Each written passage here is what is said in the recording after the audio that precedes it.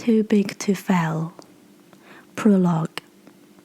Standing in the kitchen of his Park Avenue apartment, Jamie Dimon poured himself a cup of coffee, hoping it might ease his headache. He was recovering from a slight hangover, but his head really hurt from different reasons. He knew too much. It was just past 7 a.m. on the morning of Saturday, September 13th, 2008.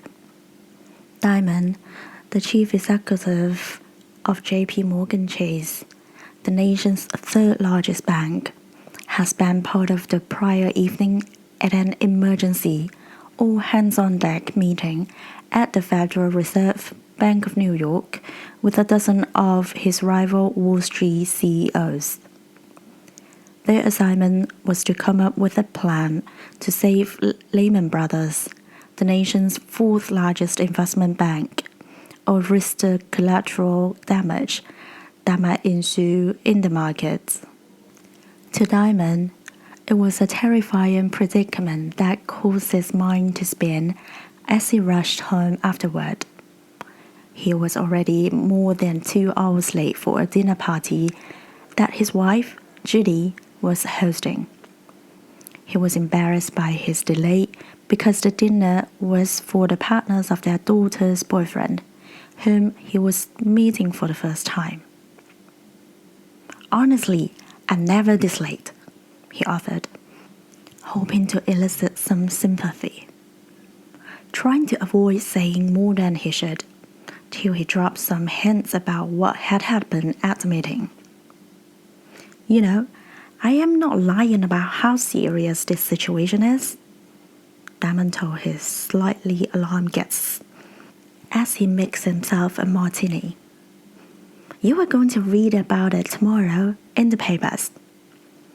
As he promised, Saturday's paper predominantly featured the dramatic news to which he had alluded. Leaning against the kitchen counter, Dimon opened the Wall Street Journal and read the headline of his lead story. "Lehman raises clock, crisis spreads." Dimon knew that Lehman Brothers might not make it through this weekend. J.P. Morgan had examined its books earlier that week as a potential leader and had been unimpressed. He also had decided to request some extra collateral from the firm out of fear it might fall. In the next 24 hours, Dimon knew Lehman would either be rescued or ruined. Knowing what he said, however, Dimon was concerned about more than just Lehman Brothers. He was aware that Marion Leach, another icon of Wall Street, was in trouble too. And he had just asked his staff to make sure J.P. Morgan had enough collateral from that firm as well. And he was also acutely aware of new dangers developing that global insurance giant American International Group, AIG, that so far had gone relatively unnoticed by the public. It was his firm's client, and they were scrambling to raise additional capital to save it. By his estimation, AIG had only about a week to find a solution, or it, too, would falter. Of the handful of principals involved in the dialogue about the enveloping crisis, the government included, Dimon was in an especially unusual position. He had the closest thing to perfect, real-time information. That deal flow enabled him to identify the fraying threads in the fabric of the financial system, even in the safety nets that others assume would save the day. Dimon began contemplating a worst-case scenario, and at 7:30 a.m., he went into his home library and dialed into a conference call with 24 members of his management team.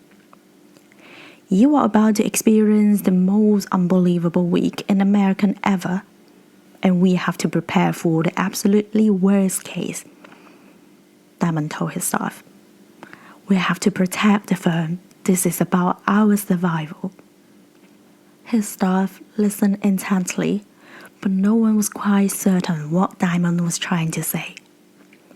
Like most people on Wall Street, including Richard S. Ford Jr., Lehman CEO, who enjoyed one of the longest reigns of any of its leaders.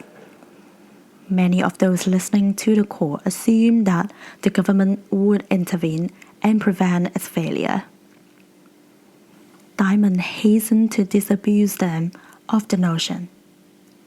That's a wishful thinking, in my opinion, that Washington is going to bail out an investment bank.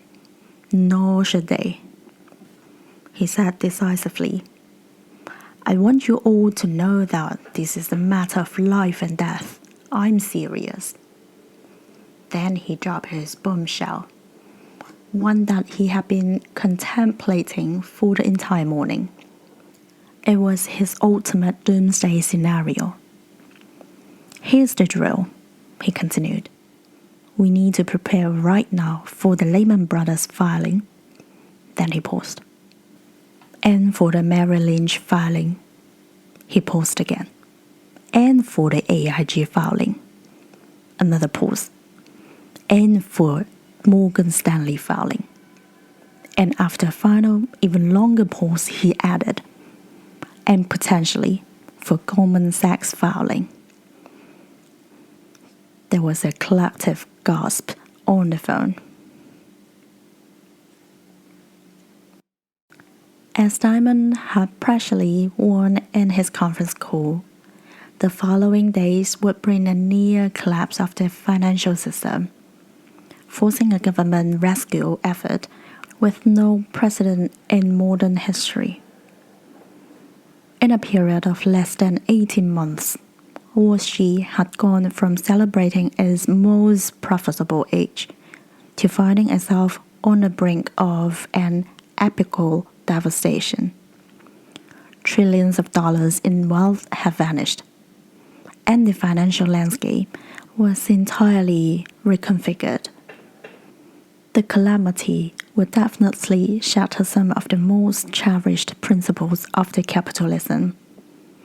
The idea that financial wizards had conjured up a new era of low-risk profits, and that American-style financial engineering was the global golden standard, was officially dead.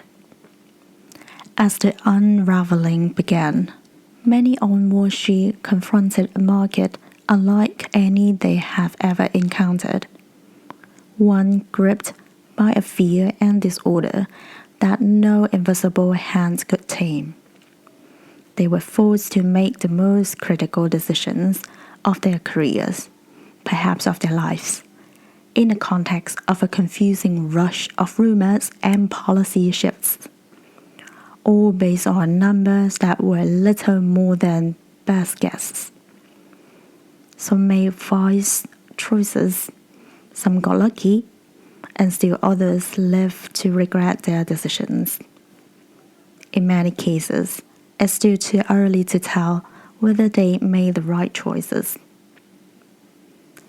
In 2007, at the peak of the economic bubble, the financial service sector had become a wealth creation machine, ballooning into more than 40% of the total corporate profits in the United States.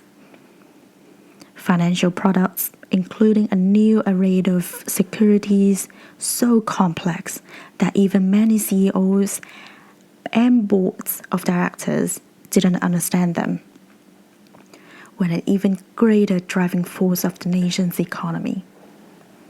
The mortgage industry was an especially important component of the system, providing loans that serve as the raw material for Wall Street elaborate creations, repackaging and then reselling them around the globe. With all the profits that were being generated, Wall Street was minting a new generation of wealth not seen since the debt-fueled 1980s. Those who work in the finance industry earn an astonishing $53 billion in total compensation in 2007. Goldman Sachs ranked at the top of the 5 leading brokerages at the onset of the crisis, accounting for $20 billion of that total, which worked out to more than $661,000 per employee. The company's chief executive officer, Lloyd Blackfein, alone took home $68 million. Financial titans believed they were creating more than mere profits.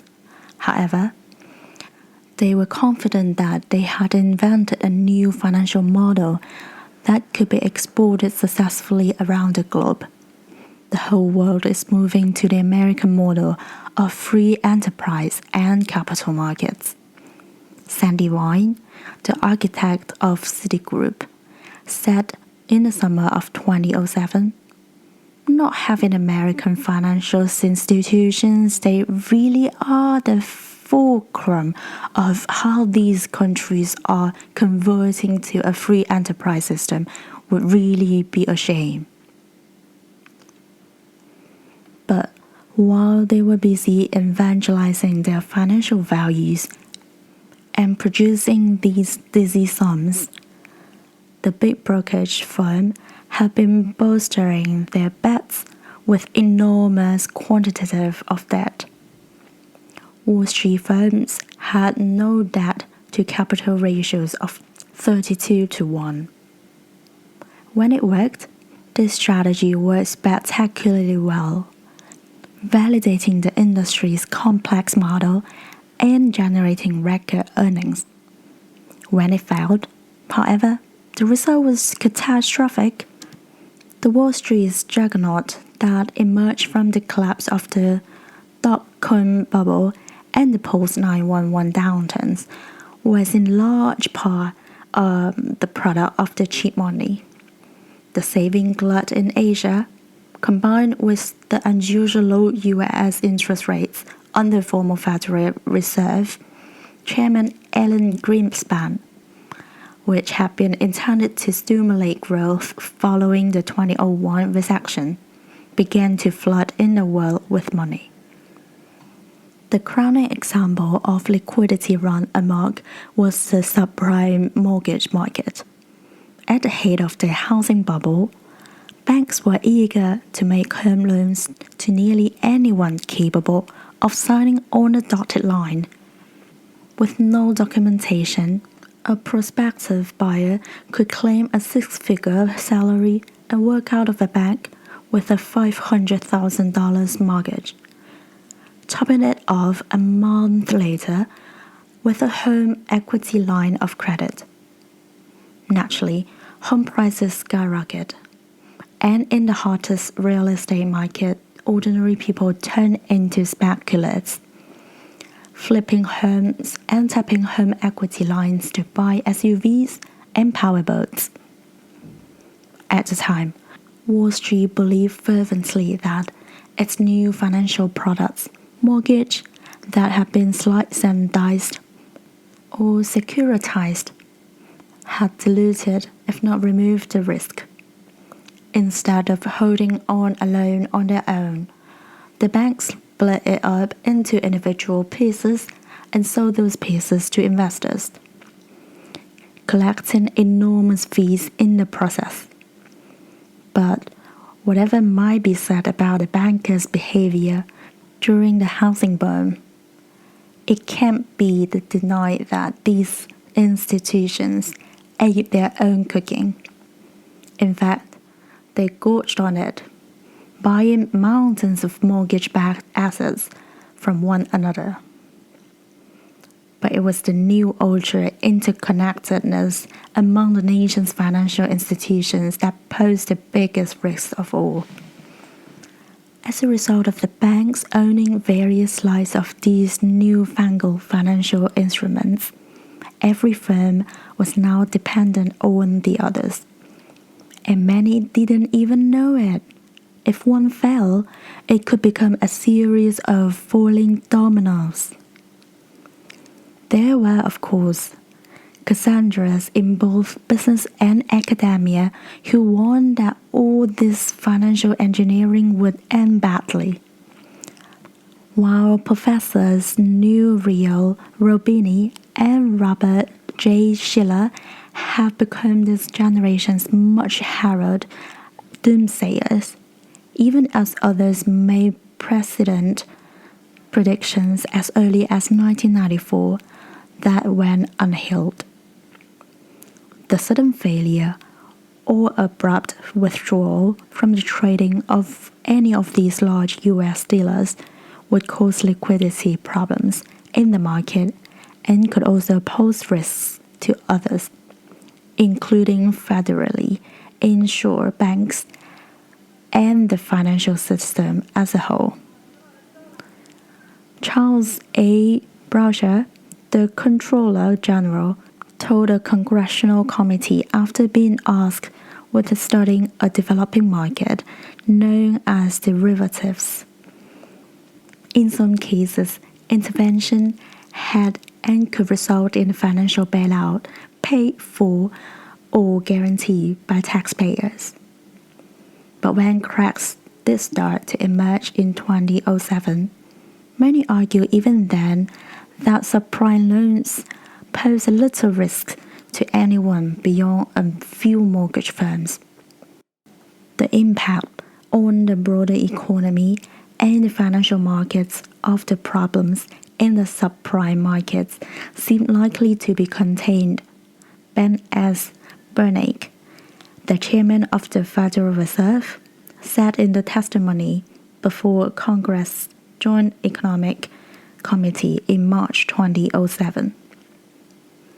By August 2007, however, the $2 trillion subprime market had collapsed, unleashing a global contagion. Two Bear Stearns hedge funds that make major subprime bets failed, losing $1.6 billion of their investors' money.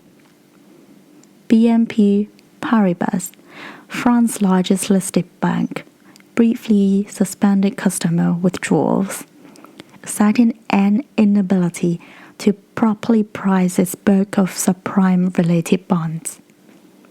That was another way of saying they couldn't find a buyer at any reasonable price. In some ways, Wall Street was undone by its own smarts, as the very complexity of the mortgage-backed security meant that almost no one was able to figure out how to price them in a declining market. As of this writing, the experts are still struggling to figure out exactly what these assets are worth. Without a price in the market was paralyzed. And without access to capital, Wall Street simply could not function. Bear Stearns, the weakest and the most highly leveraged of the Big Five, was the first to fall. But everyone knows that even the strongest of banks could not withstand a full-blown investor panic, which meant that no one felt safe and no one was sure who else on the street would be next. It was this sense of utter uncertainty, the feeling Diamond expressed in his shocking list of potential casualties during his conference call, that made the crisis a once-in-a-lifetime experience for the men who ran these firms and the bureaucrats who regulated them. Until the autumn of 2008, they had only experienced contained crises. Firms and investors took their lumps and moved on. In fact, the ones who maintained their equilibrium and bet that things would soon improve were those who generally profited the most. This credit crisis was different. Wall Street and Washington had to improvise. In retrospect, this bubble, like all bubbles, was an example of what, in his classic 1841 book, Scottish author Charles Mackay called Extraordinary Popular Delusions and the Madness of Crowds. Instead of giving birth to a brave new world of riskless investments, the banks actually created risks to the entire financial system. But this book isn't so much about the theoretical as it is about real people, the reality behind the scenes. In New York, Washington, and overseas, in the office, homes, and minds of the handful people who control the economic fate. During the critical moments after Monday, March 17, 2008, when JP Morgan agreed to absorb Bear Stearns and when the United States government officials eventually determined that it was necessary to undertake the largest public intervention in the nation's economic history. For the past decade, I have covered Wall Street and deal making for the New York Times, and have been fortunate to do so during a period that had seen any number of remarkable developments in the United States economy. But never have I witnessed such fundamental and dramatic change in business paradigms and the spectacular self-destructions of story institutions. This extraordinary time has left us with a giant puzzle, a mystery reality that still needs to be solved so we can learn from our mistakes. This book is an effort to begin putting these pieces together. At its core, Too Big to Fail is a chronicle failure, a failure that brought the world to its knees and raised questions about the very nature of capitalism. It is an intimate portrait of the dedicated and often baffled individuals who struggle, often at great personal sacrifice, but just as often as self-preservation, to spare the world and themselves, and even more calamitous outcomes. It could be comforting to say that all the characters depicted in this book were able to cast aside their own concerns, whether petty or monumental, and join together to prevent the worst from happening. In some cases, they did. But as you'll see, in making the decisions, they were not immune to the fierce rivalries and power grabs that are part of the long-established cultures on Wall Street and in Washington. In the end, this drama is a human one, a tale about a fallibility of people who thought they themselves were too big to fail.